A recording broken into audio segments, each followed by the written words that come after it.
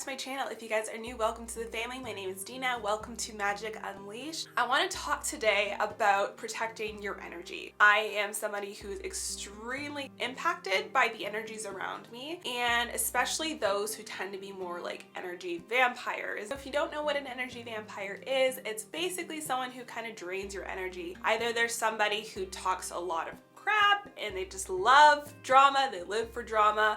I feel like a lot of us had come in contact with one of these people either in school or our jobs. This kind of energy can become draining to be around. Sometimes there's people that also tend to drop a lot of their problems on you, and if you're someone who's very empathetic and like very caring and a very good friend, then you may be somebody who these people tend to gravitate towards because they know you'll listen to them. But over time it becomes a lot, you take on that energy. There's so many different types of energy vampires. It's all kind of negative in a way, but there's some people who tend to be a little bit more malicious. So I guess the people that tend to be more negative and judge people and gossip and that kind of like negative energy, versus the people who just tend to get stuck in a negative place where they're dealing with a lot of stuff in their life and they can't get out of that. So they like ruminate and they share a lot with other people, and those people are clearly, they're not trying to cause you problems. They're not trying to dump their heavy energy on you, but it happens. Whatever type of energy vampire you're around,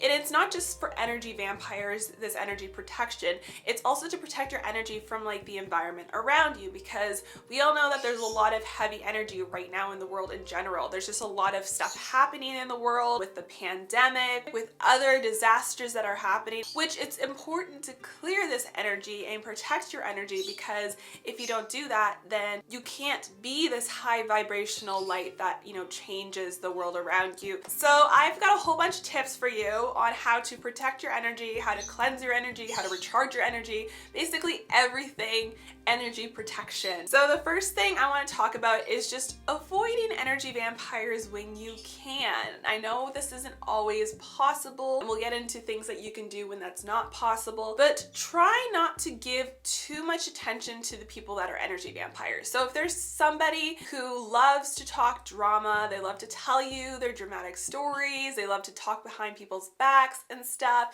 just don't give them too much attention. Don't feed into it too much. Don't ask them questions. Don't say any sort of prompt to lead them to say more about the topic. You're also going to want to avoid people pleasing. This can be a big problem when it comes to energy vampires, because you want to help people all the time, or you always want to please people, you want to be liked. That's where people pleasing kind of comes in, and you have to really target the people pleasing, I find, when it comes to protecting your energy. You're going to want to be very cautious of needy people and drama queens. I've had to cut off friends from the past, just kind of slowly distance myself, because their energy, the kind of things that they do, is not the kind of person I want to be. It's very interesting because I find people that are extremely empathic tend to mirror behavior a lot more, at least in my personal experience. And I've heard other people share similar experiences and stories too. I found in certain points of my life where I was in certain friend groups that whenever they were gossiping or behaving a certain way, I started to mirror that behavior at certain points. And this is behavior and just like a way of living that is not the kind of person I want to be or I've ever been in my life. And this is not the kind of energy that I want in my life. That I was mirroring it because I was around them so much. I'm very sensitive to energy and I pick up on things really quickly. I started to see myself turn into a person that I did not want to be, and it's very, very true when they say that you are the company you keep.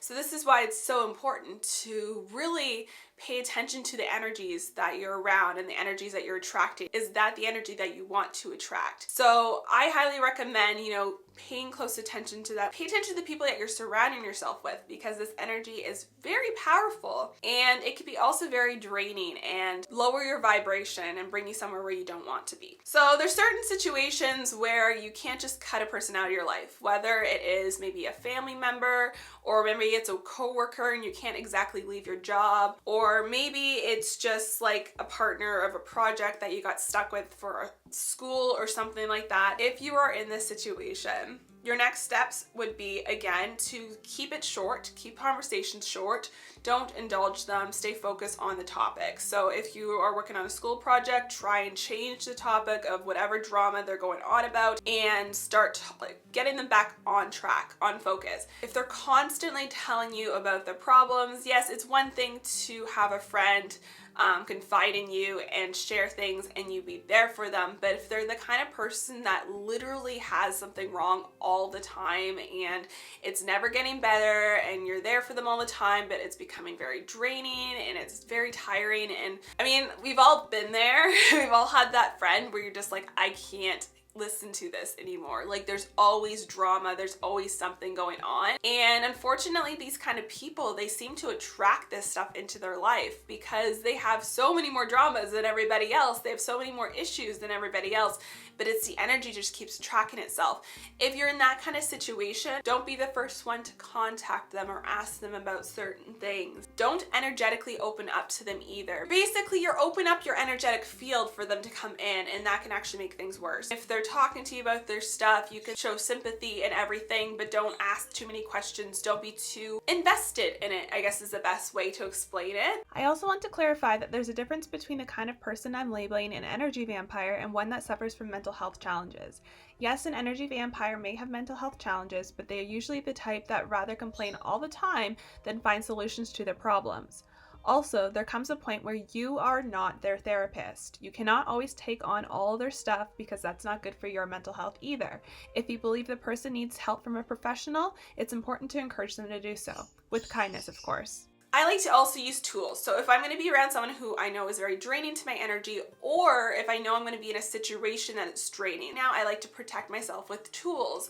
So you could always use an amulet. You can charge a necklace or a ring or whatever it is ahead of time with that intention, and then wear it to protect your energy. And then obviously you want to consistently cleanse this and recharge it. You can also use crystals. Crystals are one of my favorite things. I love using smoky quartz. I love using obsidian, onyx, black tourmaline. Basically any of those dark crystals are really good because not only are they protective, but they're also very grounding crystals as well. You can also use black salt. A lot of people use black salt for energy protection and just protection in general. There's so many different ways to make black salt. Some people will actually use ashes, and then combine that into the salt, and it kind of gives it that dark color. Some people will combine some pepper and salt. For a lot of the black salt that you see in shops or online, I'm pretty sure they use black food coloring to really get that dark color. So there's so many different ways to do it. You can honestly Google how to make black salt and there's so many different options for you. Another thing I like to do is to cleanse myself after being in a very high energy draining situation. If you feel like physically, spiritually drained after being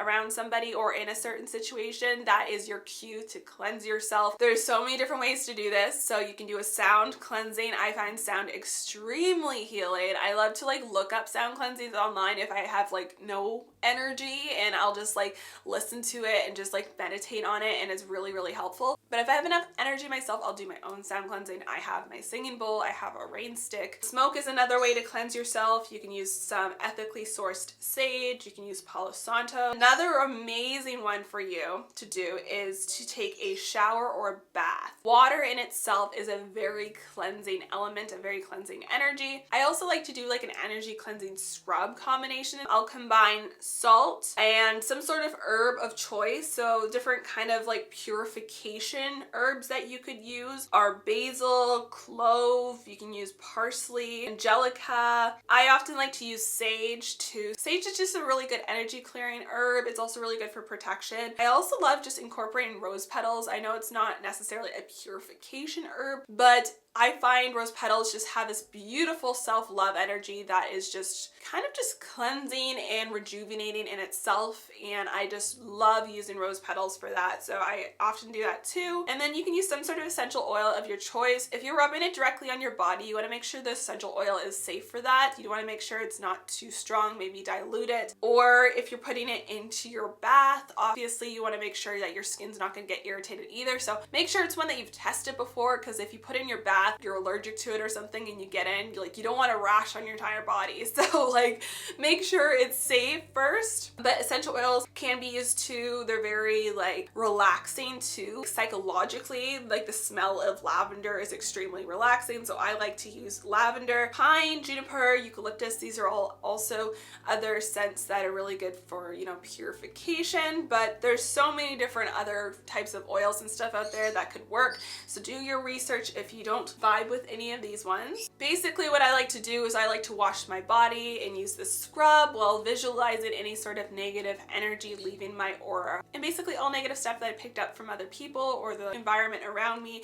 just like washes down the drain. So this is a really powerful technique that you can use when I'm feeling extremely energy depleted and I feel like a lot of negative energy around me. Not only do I like to cleanse myself, but I also like to cleanse the space around me. So I'll do a full body cleanse, but I'll also cleanse my sacred space. Usually my bedroom is like the main place because I don't want to bring that energy into my room. This is my sacred space. I don't want to bring negative energy into my bed when I go to sleep, so I cleanse my bed. The next thing I want to talk about is recharging your energy, because yes, we can protect ourselves, yes, we can cleanse our energy, but also sometimes we need a little extra boost and we need to recharge our energy as well. So how do you know that you really need to recharge your energy? Well, you will most likely feel extremely exhausted or depleted. You may feel depressed. So how do you recharge your energy then? Well, there's so many different ways to do this. Obviously, the possibilities are infinite, but I'm going to share with you my favorite techniques for recharging my energy. So the first one is really like that meditation,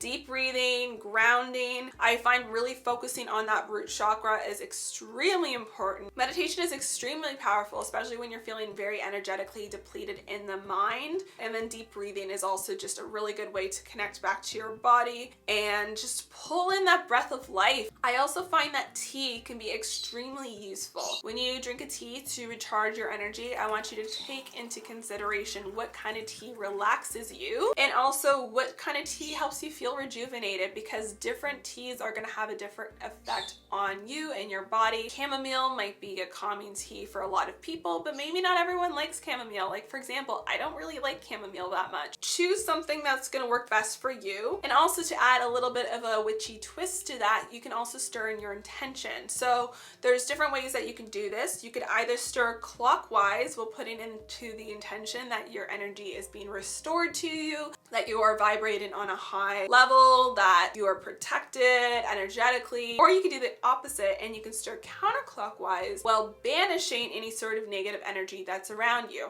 So depending on how you feel, you can choose if banishing or protecting is the best option for you. If it's extra heavy energy and something that's very stubborn and you're having a hard time getting rid of, then doing the banishing option may be the better option for you. Obviously, this is just going to be a very intuitive choice. Reiki can also be very helpful. It's helpful for really moving energy, and if there's anything that's still stuck in your body, if you can't afford for somebody to do this for you, you can learn to do it yourself. And there's so many different videos and resources online and books on this, so you can definitely, you know, look into this yourself if it's something that interests you. Like I mentioned kind of before, music and sound healing is very powerful. Not only can it be used for cleansing, but it's also a really good way to kind of recharge that energy as well. I have to say that listening to kind of like spiritual meditative music is extremely healing to me, and whenever I put on my playlist that has like all these types of songs, I am like instantly like in a better mood. I feel more rejuvenated. I feel like charged up spiritually. I will link my playlist in the description box below for Spotify. I continue to add new songs to this playlist. It is one of my favorite playlists. It's just called like meditation / spirituality, I believe. Now I want to kind of talk about a last resort option, and I wouldn't say it's necessarily last resort. Like it's not horrible, but what I'm saying is if you've tried all these other things, if you've tried avoiding the person or the situation that is draining your energy, if you've tried to consistently cleanse yourself and recharge yourself, but you keep finding you're in a situation where you're repetitively getting depleted, where you're having your energy drained, this person doesn't seem to want to leave you alone, there are some options for you. And I would say a cord cutting meditation or a cord cutting ritual can be extremely effective. Now you have to understand that this is if you really want want someone out of your life or you really want that distance from that person, you don't want to do this if there's a chance that like,